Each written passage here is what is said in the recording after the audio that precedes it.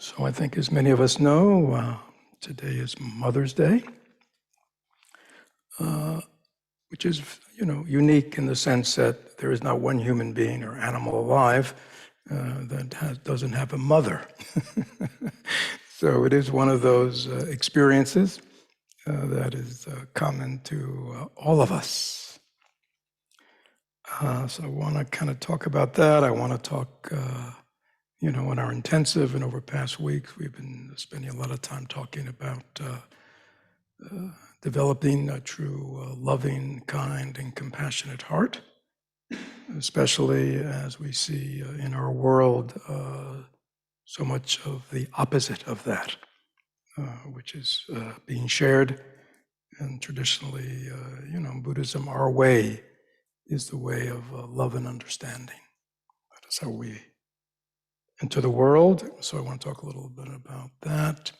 And then Betsy's retreat this weekend is on the inner critic. I think there are about 35, 40 people involved in that retreat.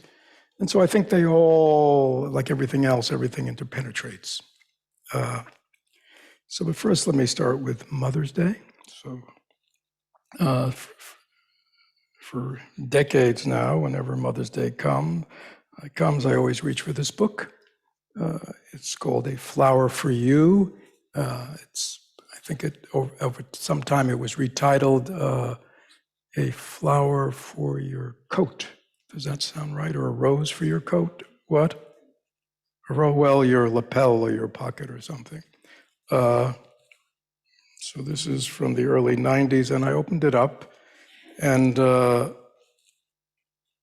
in August of 92, I gave this one to my mother. And I said, "Gifts or cards could not express better my thoughts, feelings, and good wishes for your birthday than this little book. May you live to be 100. And wishes do come true, because my mother lived to be 102. So that shows you. It's good to make good wishes. I won't read from this other than to say it's quite wonderful and quite personal.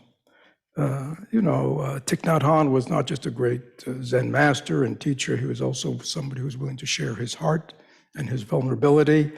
And he wrote this originally, I'm not sure if he wrote it in Japan or around that time, because he had this experience where he was in town, I think he was there in Japan studying, and he was approached by some students who whispered to whoever he was with who spoke Japanese.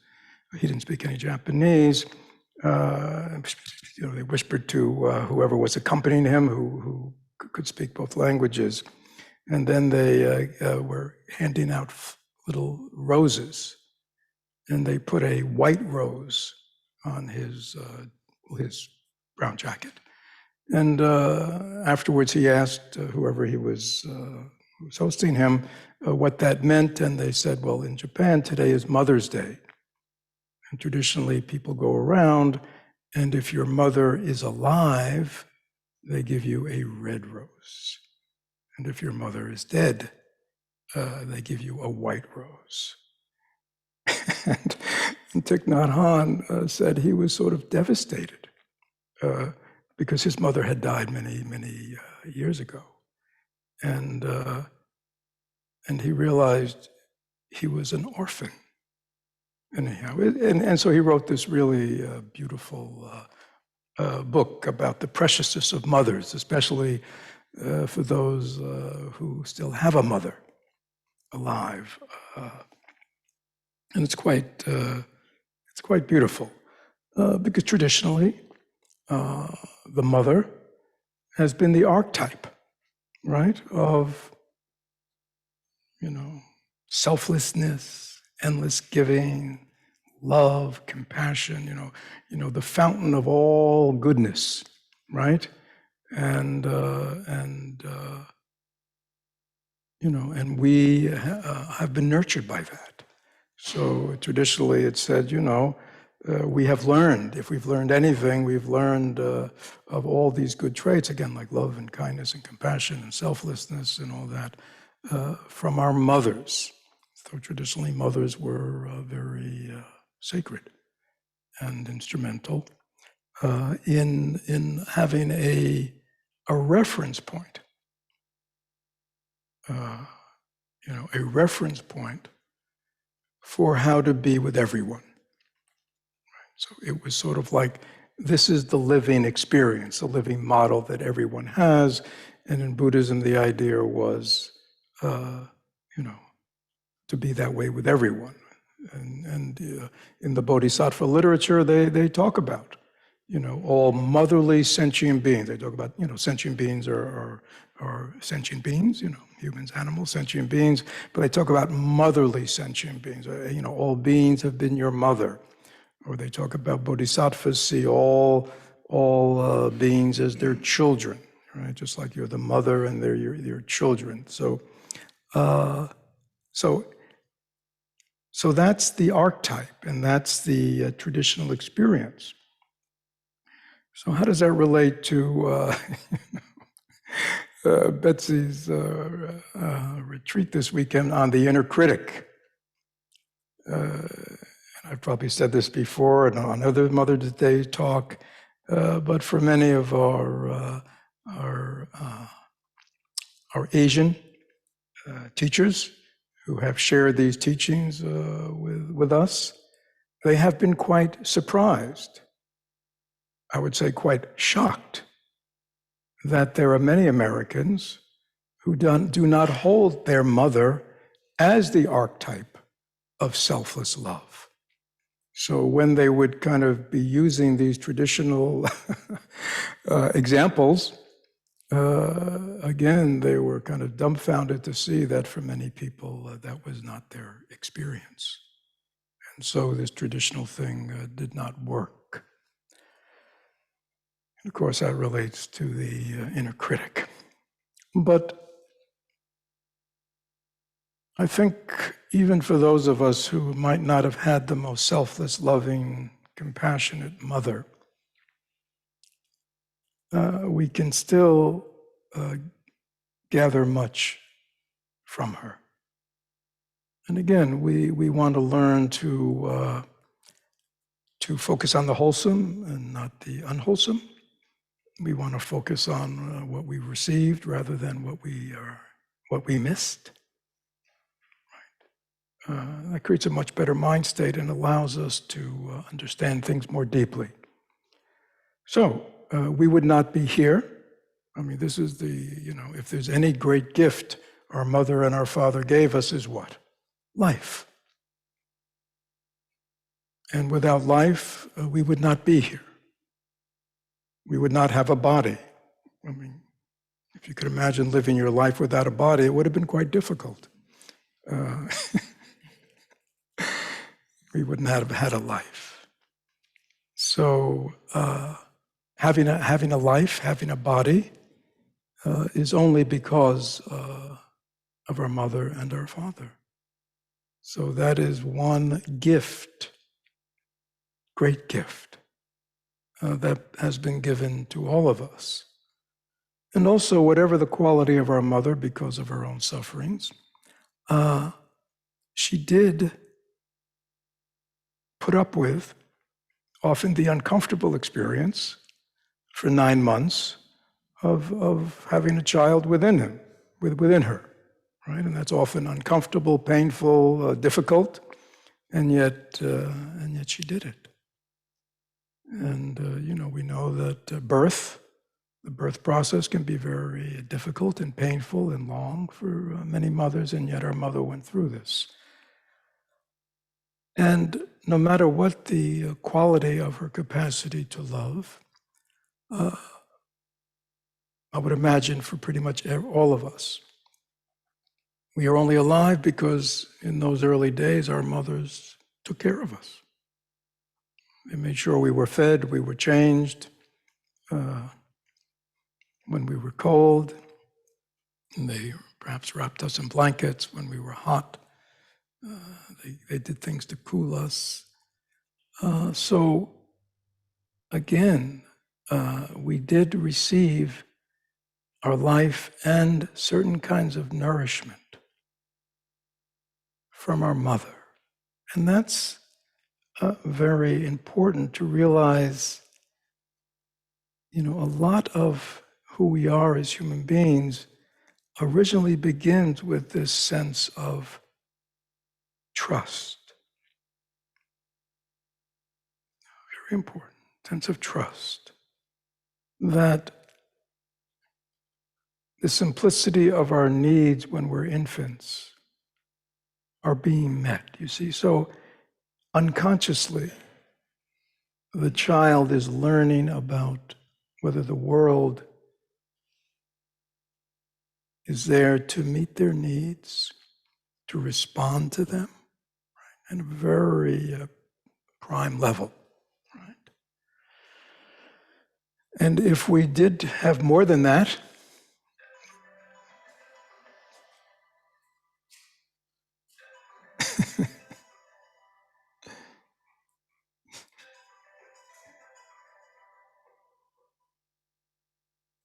it's okay, it's okay, it's okay, it's okay. Our mothers taught us to be forgiving.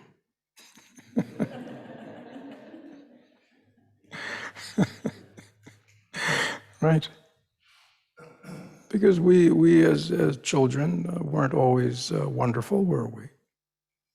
Anybody think they were always wonderful? No, oftentimes we were difficult, we were sick, we were cranky, we acted out when our needs weren't being met, and our mother made sure that we got fed and changed and all that good stuff.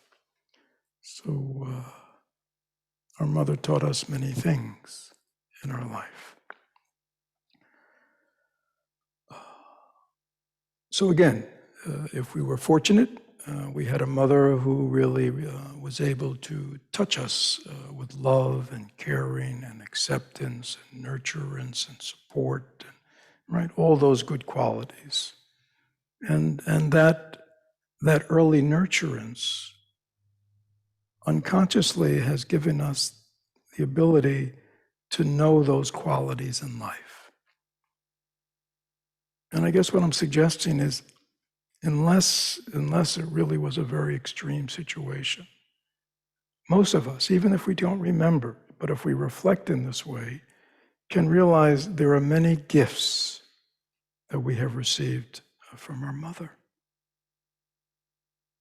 And in the teachings it says, to not reflect on that is to be no different than an animal. This is nothing negative against animals, but most animals, mammals or whatever, and other types of animals, after the birth process is done, and after whatever little basic nurturance it is, they split,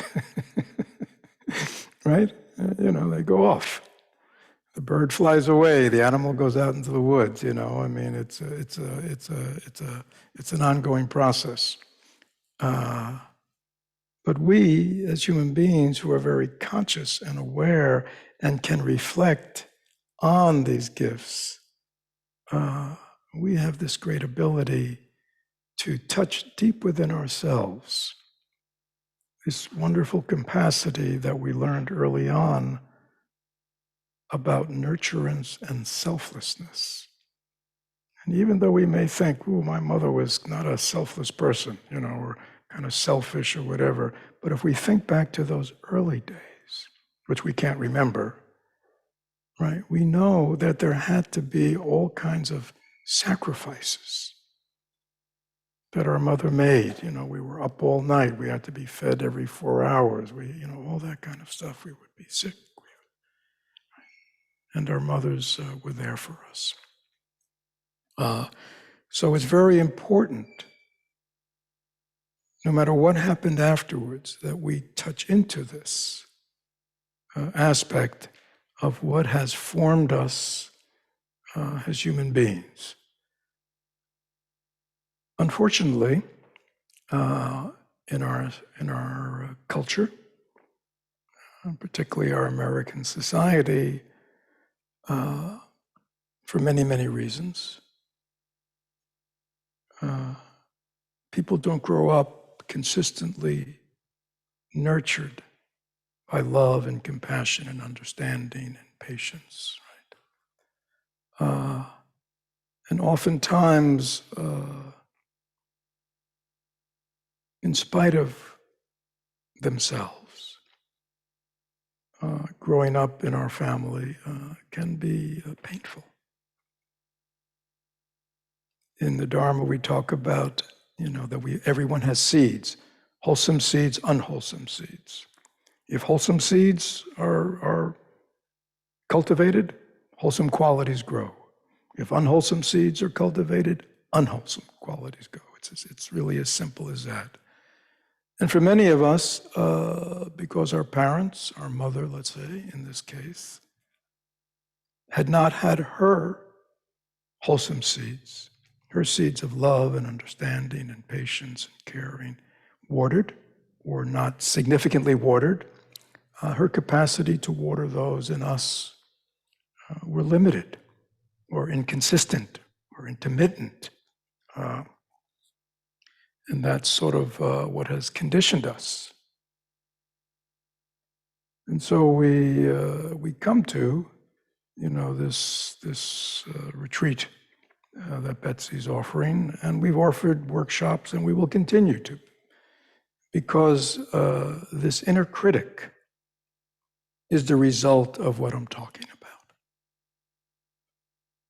That when we grow up in an environment where we are not met with love and acceptance and understanding and support, and the messages come in very different ways. Sometimes the messages come in words, sometimes the messages come in actions, or lack of words or lack of actions. But in many ways, children growing up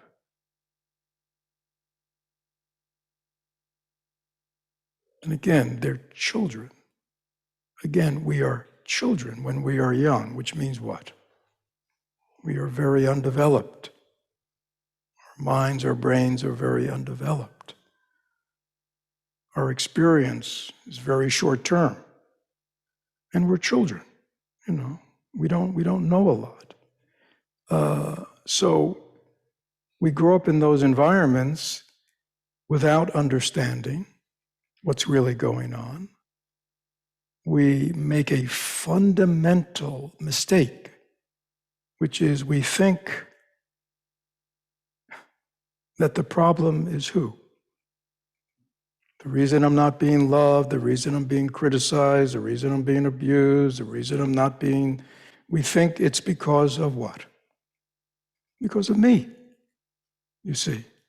That's the fundamental problem. We don't have the understanding that we maybe have now, which is, my poor mother has suffered greatly in this life. She grew up perhaps without love, or she grew up in very difficult situations,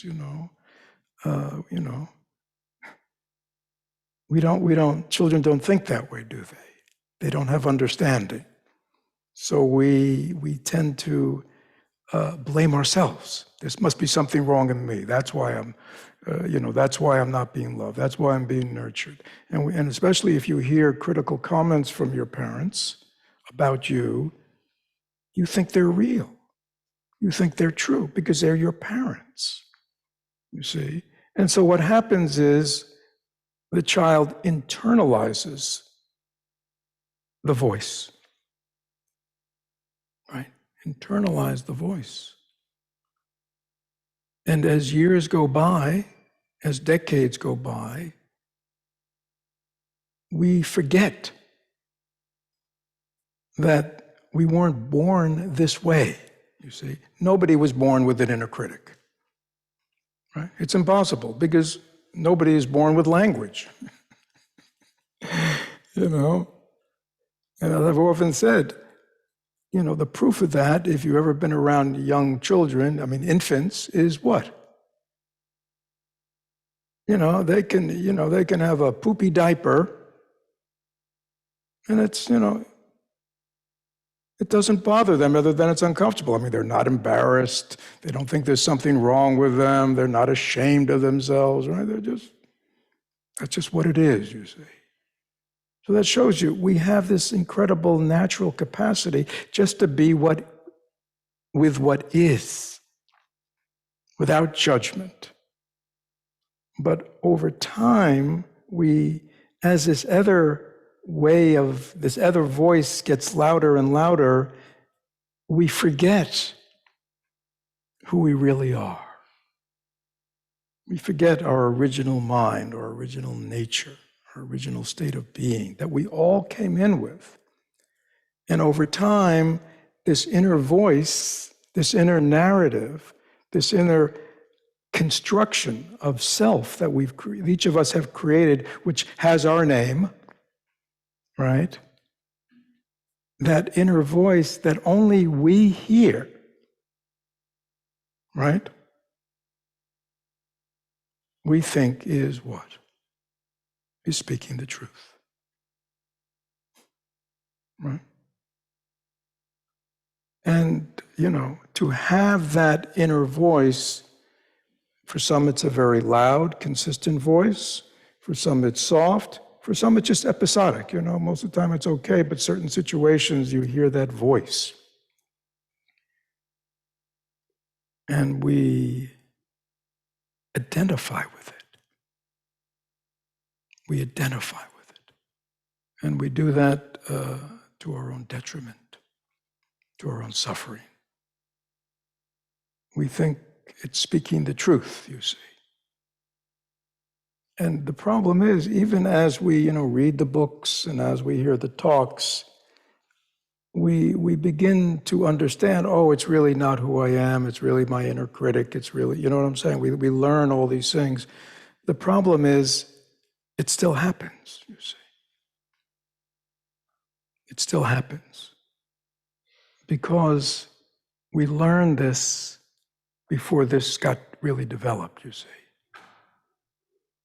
And so it sits here, you see. And a lot of our adult learning is up here.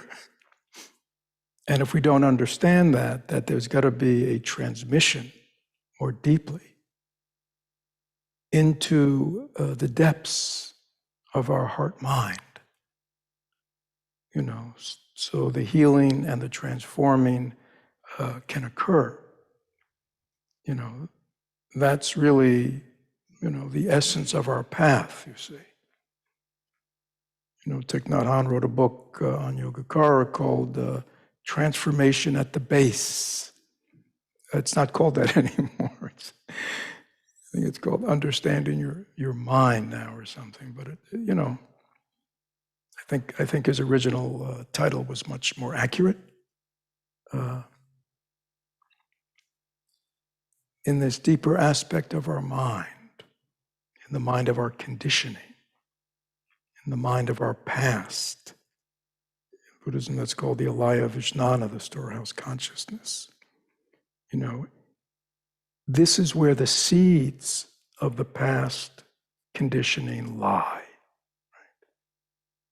And if we're only working up here, right, reading the books, going to the talks, you see, it won't get down here. Transformation, healing has to happen in the base of our minds.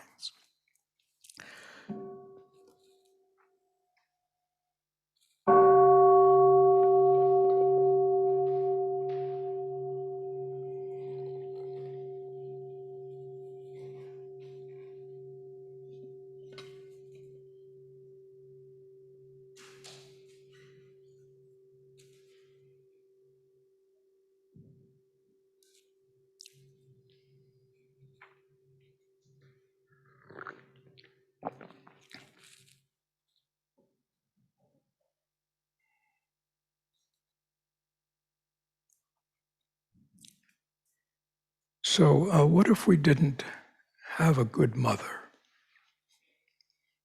You might want to reflect for a moment. You don't need to say anything, just reflect.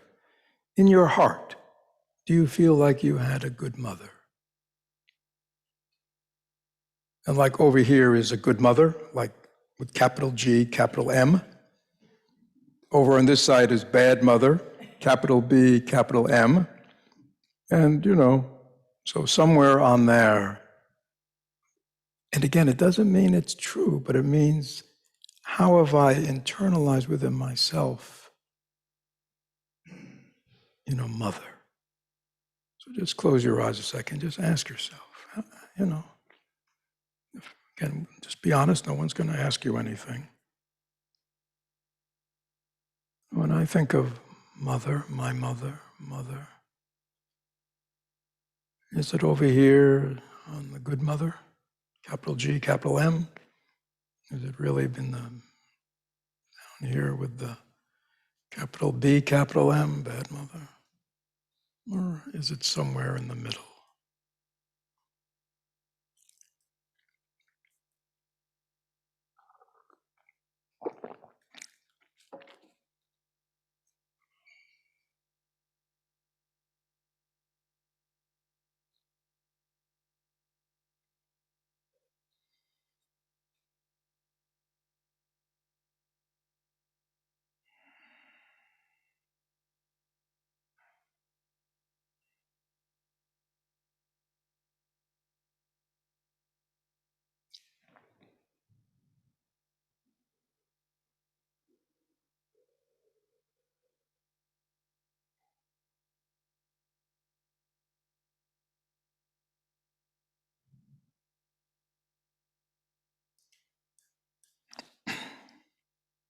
So the good news is, it really doesn't matter anymore.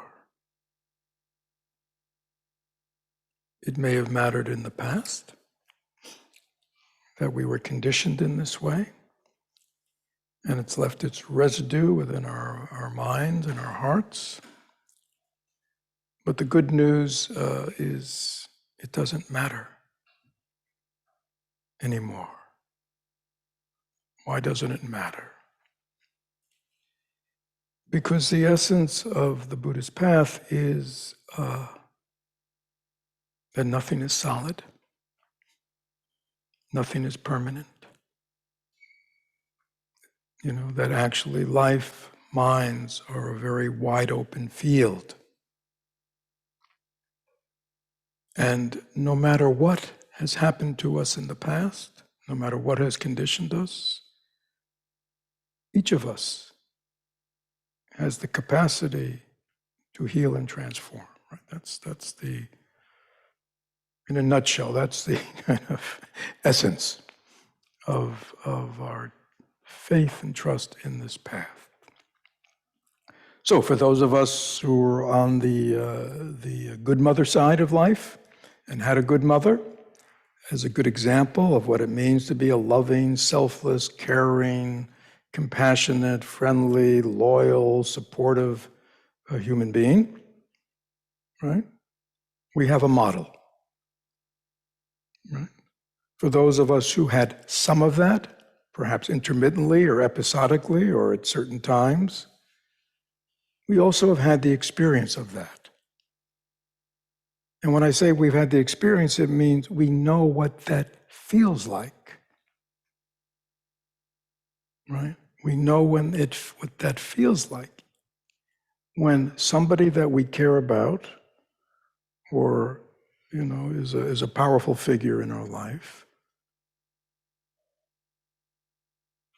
even for a moment, we know they care about us. We know they would like us to be happy and not to suffer, right?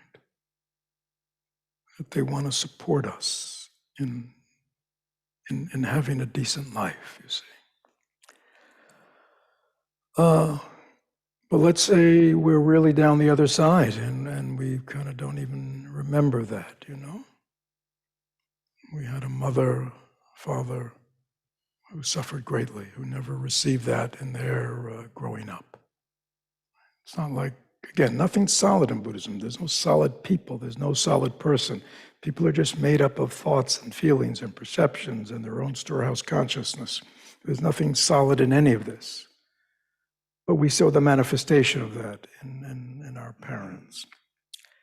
So, if we've had a good model, then we have a kind of experiential way of working and being in the world. But if we don't have a good model, we can what? Something we've all done. We find a good model, right?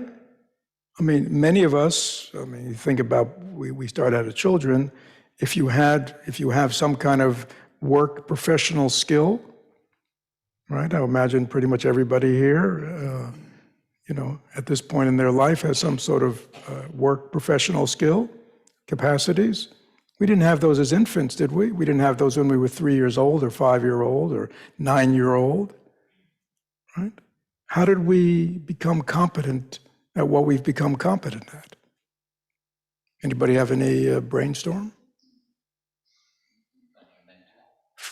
Yeah, we had examples. We learned, right? And that's very important to understand that we can learn. And we can learn it by finding examples of, finding mentors who will, be an example of, but also teach us how to be a loving, caring, compassionate, selfless human being. Even if we take an inventory and we say, gee, I am the most selfish, self-centered, uncaring person in the world, right?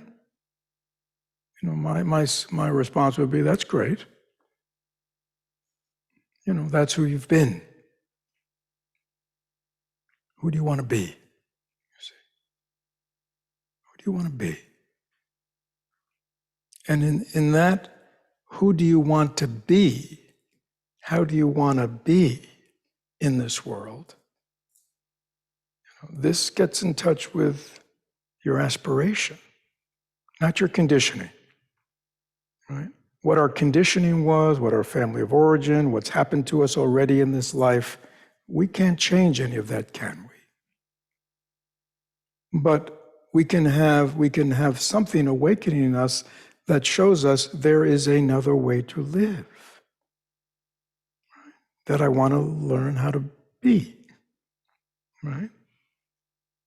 And if that becomes a strong aspiration in us, then again, finding the technology, forgive the word, that will help us do it.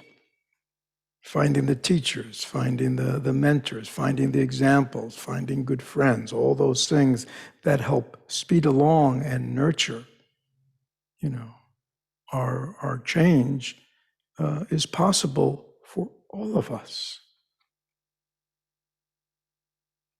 So let me just stop a second and just ask you, do you believe that? Just close your eyes in the hall at home. Do you believe that?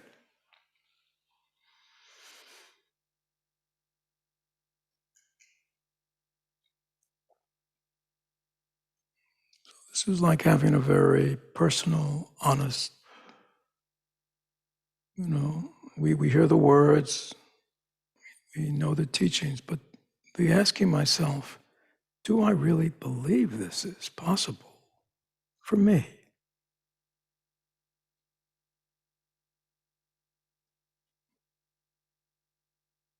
The way I've been, when I look into my mind, the things I hear that's going on in there, right? It may not be always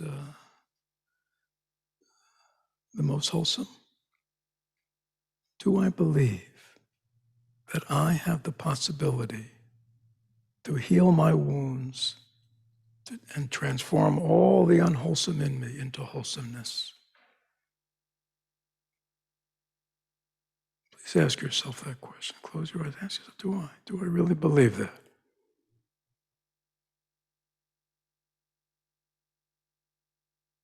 And interesting, listen to what you hear as the response that comes up deep inside you. What do you hear?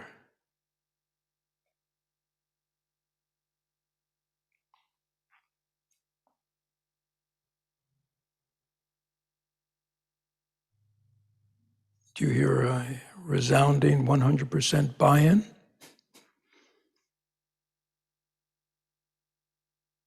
Or not?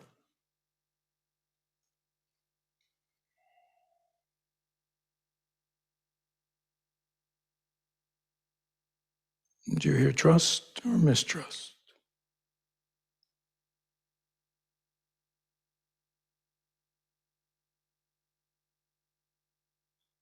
Or do you hear a voice saying, not for you? You're too this.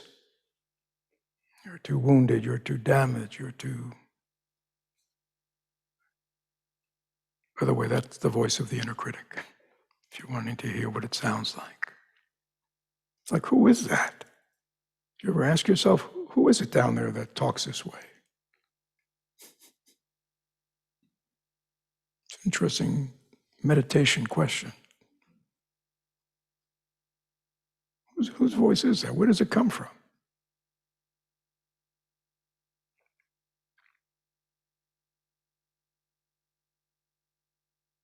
Shantideva, the great Buddhist master of 8th century India, said, you know, swords can hurt you, bludgeons can hurt you, right? Because they're, solid things, they can really hurt. But he says, thoughts, they don't have any weapons.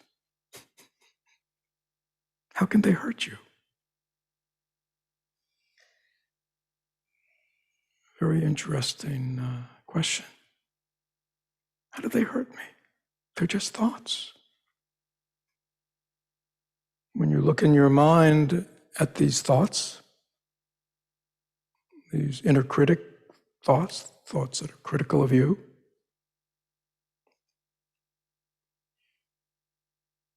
do they have any weapons to hurt you?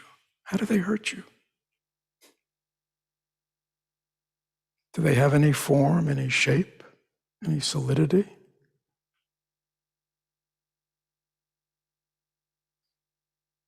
When you hear these voices inside you, if you look for their source, where they're coming from, what do you find? Can you find anything?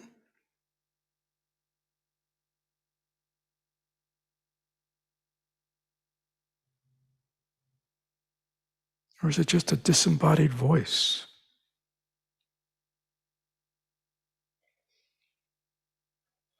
That only I can hear,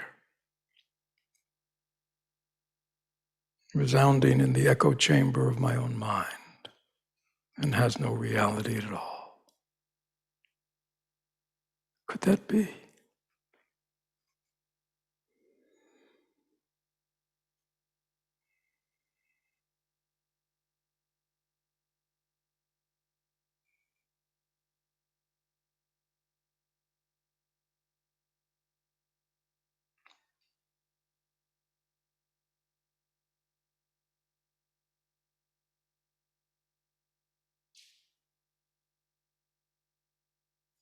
So if we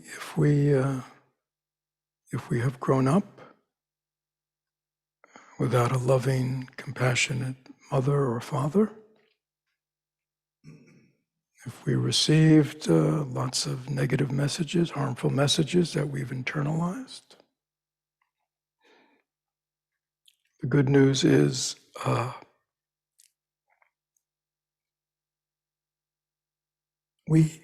each of us can heal that part of us.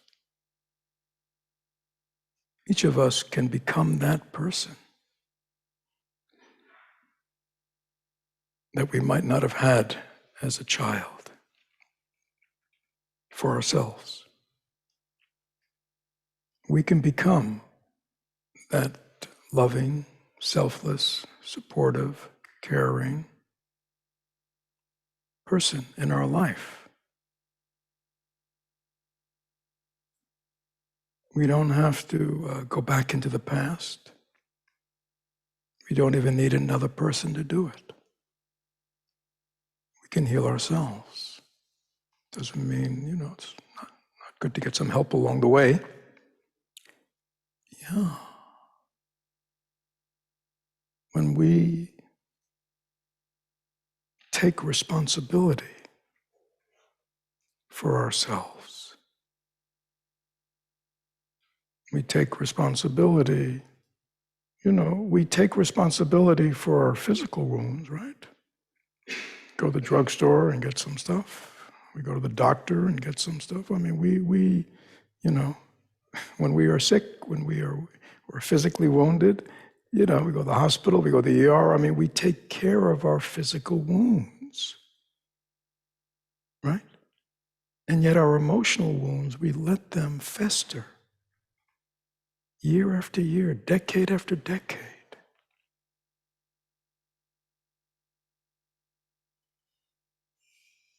Right? We don't have to.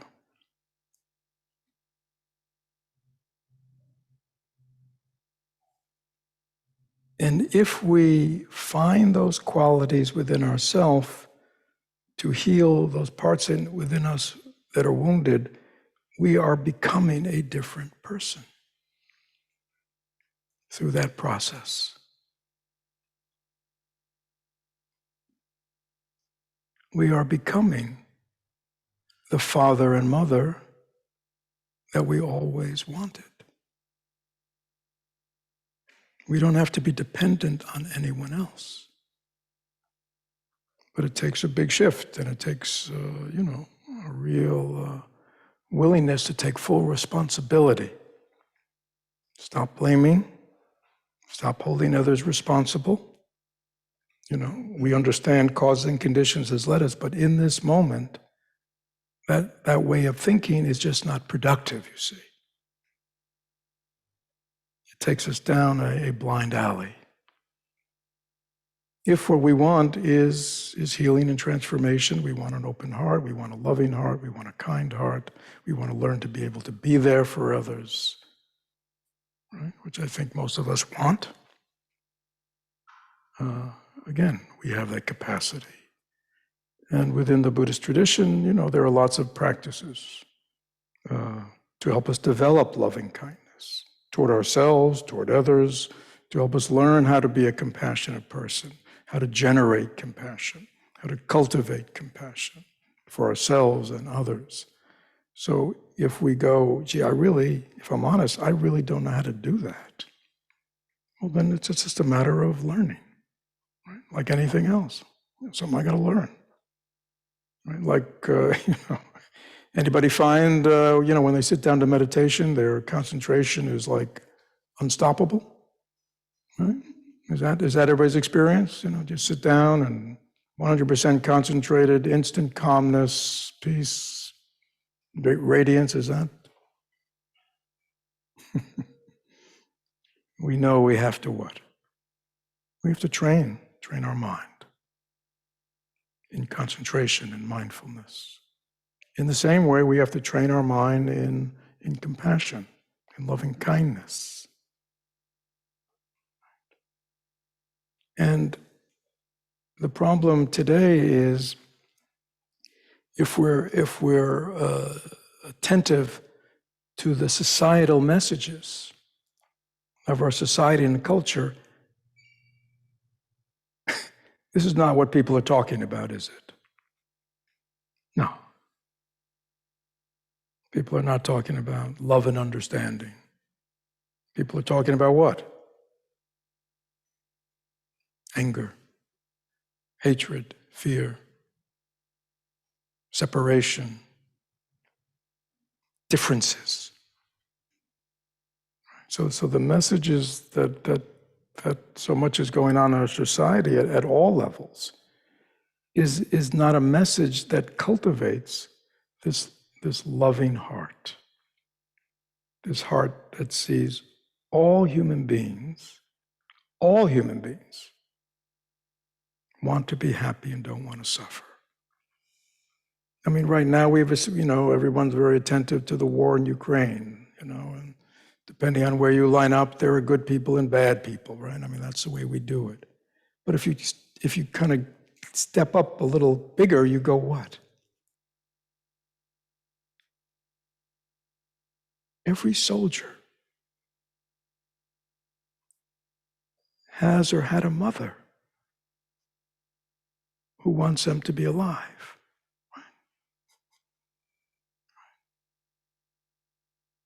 I mean, that's the truth.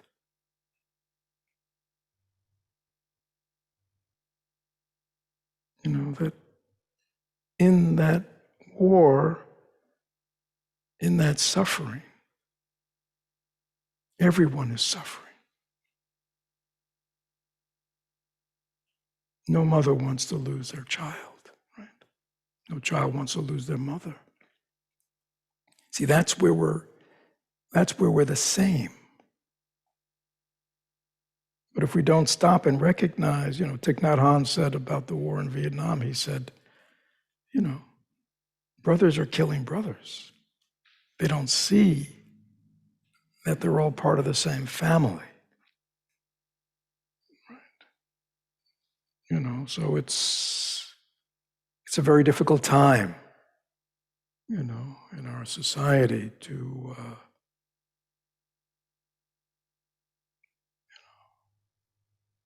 have an open heart that embraces everyone, that cares about the suffering of everyone. The war in Ukraine, everybody's suffering, right? Soldiers on both sides are suffering great fear and anger and hurt and loss. Civilians are facing that, experiencing that. So it's very important that we touch the suffering of this world. That's what the Buddha taught us. There is suffering in this world. I mean, there's pleasure and there's gain and loss and all that, but in all of it, there is this suffering that human beings create for each other, that we create for ourselves, that parents unknowingly create for their children. Thich That Hanh in this book, he says,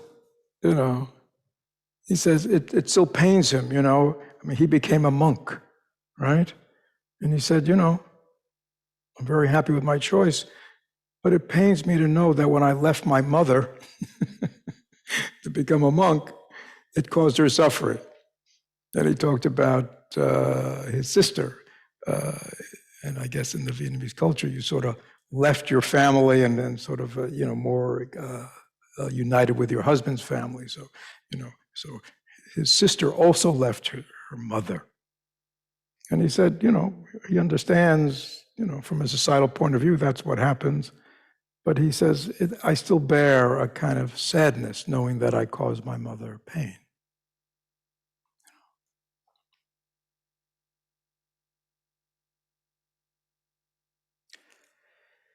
Yeah, so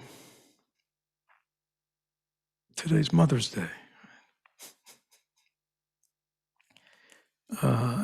It's important, at the same time we're doing the brunches and making the calls, if we still have a mother or you have somebody to call you mother, all those good things.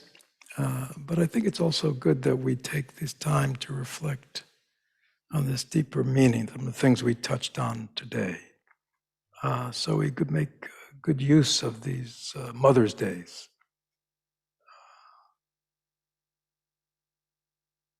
So let me stop here and let me open the floor.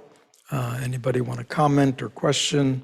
And people online, if they want to, they can just tell Scott they want to say something. So sort of just stop a minute, what's in your heart? Any questions or just what's in your heart? Yes, Jose. Maria, thank you. So in the hall, Jose.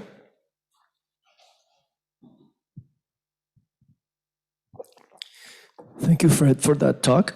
When we were discussing that everybody has the potential to learn and change, and even if we don't have the role model, we can learn all that. I'm assuming that you need to access your base before that. You have to access your what? Your base. We were talking about that base that you had in you. And so if that's the case, how do you access that base? That's probably like a different Dharma talk, but I'm curious about that. Yeah, so how do you access that base that needs to be transformed? Okay. So again, it's all one mind. So when we talk about upper levels of the mind, deeper levels of the mind, we're just really making a classification that's really, they're not different places. It's all right here. Okay. So again, it's this. We start at the surface. The things we're aware of. So this is mindfulness, right?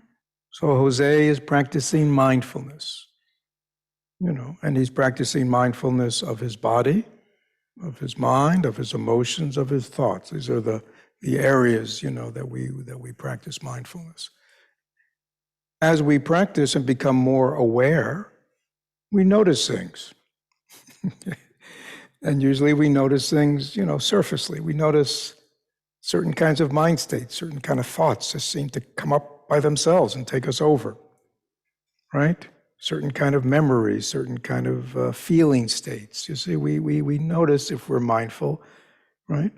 And we notice that some are wholesome and some are not wholesome. Some are conducive to supporting our happiness and our well-being, and some sabotage that. Okay? That's our mindfulness. So, in the beginning, where our mindfulness just kind of reveals topography of what's going on inside Jose. All right? And so he realizes, I'm not just I'm not just a conscious person. Things are happening unconsciously. Things are just arising in my mind. I mean, thoughts just arise. Feeling states just arise. I mean, they arise without us cultivating them or calling them up. They just arise. Where are they coming from? They're coming from the base. So you kind of get to know yourself better. You get the topography, and you realize something's going on down there. Because consciously, I'd like to be this way and this way, this way. And I get up in the morning and I set my intentions for the day, and you know what I mean, and how I want to be. And, there it is again, right? Right? And rather than getting frustrated with yourself, or you realize, oh, the problem is at the base, in the deeper parts of my mind. So we experience things at the surface, the feeling states, the mind states, the thoughts, but they're coming from a deeper place. And so it's through our meditation practice and deep looking that we begin to find those places. Some of it is what we talked about today is historical, right? Oh, now, yeah, where did this mind state come from? Where did this kind of reaction come from? Right? Well, you begin to kind of, everything in Buddhism is cause and effect. It has to come from somewhere, So you look in your own causes in your own life, and you'll see, like the inner critic, people hear that voice and they think it's their voice, but if they look deeply, they'll see, oh, I remember as a child, there were all these messages that I was receiving, right? Which I internalized. Oh, that's where it comes from, So that's a kind of one way of looking at it. So the other thing is you become very attentive to your mind. And, this is the inner healing piece. So you realize, I was just talking to somebody the other day, this is a person, very rational, mature, functions in life quite well. And yet they're very frustrated because they get into these mind states, which are like the mind state of an adolescent, the mind state of a child. And the feelings and the agitation is just like that. and what I had to point out with them, well, I understand that you are, you've matured and you're grown up and all that, but there's a part of you that's still 11 years old,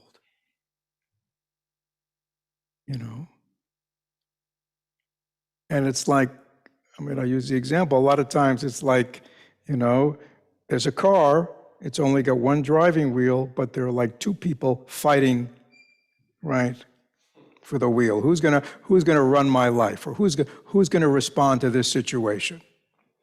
You see? Is it going to be the mature, wise, compassionate, understanding Jose, or is it going to be that, you know who I'm talking about?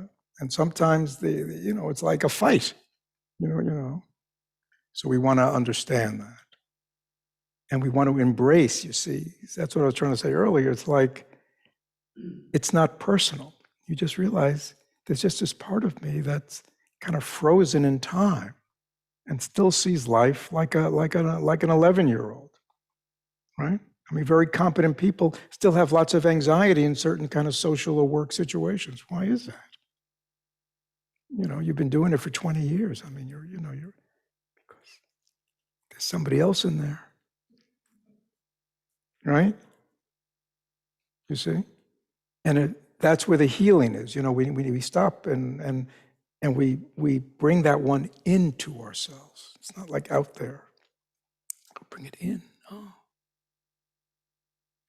And we ask ourselves, what does this part of myself need? What does it got to hear that it didn't hear when it was growing up? See, I can do that now. Right? I can be the loving mother. I can be the loving father right now for myself. And it sounds a little hokey. For some people, it sounds something, oh, that's pretty hokey. Yeah, it is hokey. It's hard for us to admit, you see, that there's parts of us that are just kind of like stuck in time. Some people are stuck in time like being a 5-year-old or an 8-year-old or 11-year-old or, a 15-year-old. We still find that we respond to life or situations in that way. It's because those parts are in our storehouse. Does that give you a sense of? Thank you.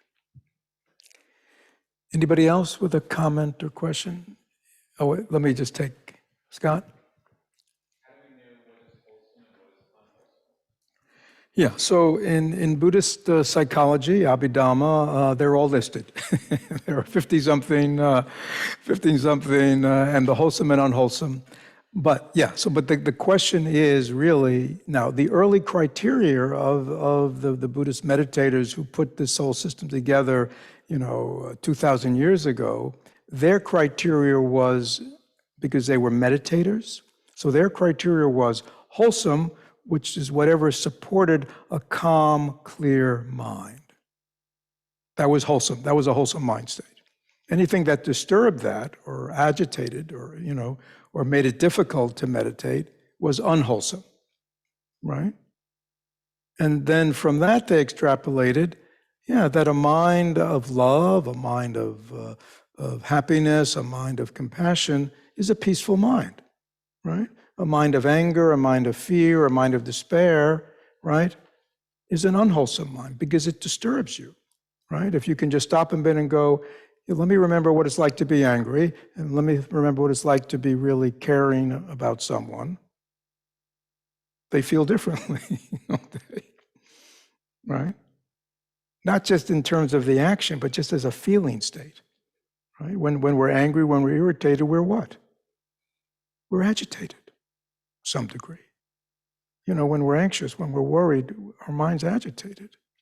But when we're, with somebody and we're caring and we're open and we're, right, our mind is more settled, you see. So that's the criteria.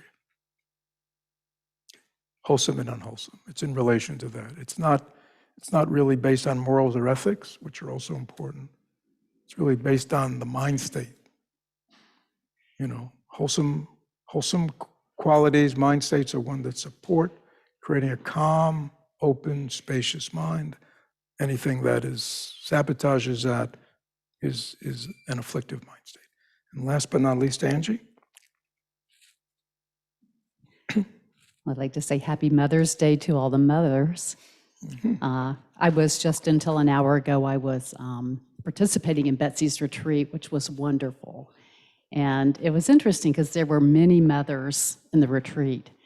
And when people were asked initially about, what does your inner critic say, a lot of it had to do with, I'm not a good mother, I'm impatient. Some were small children, some were grown. So I realized, it's not just our mothers, but the way we mother, we tend to focus on, I think, what we don't do right.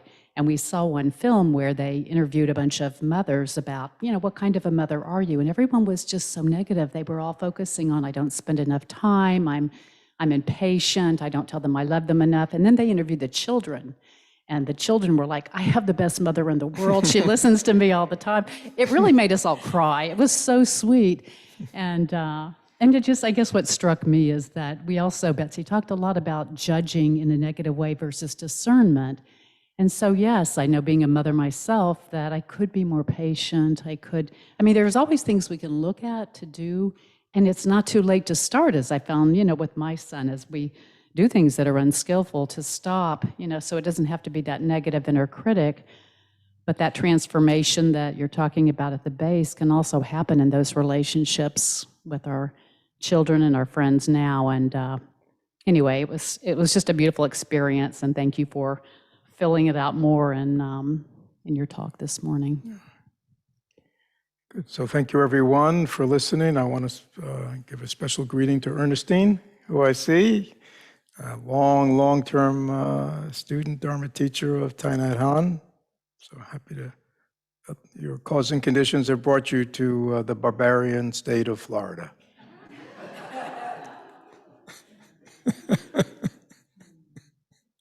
Thank you, everyone.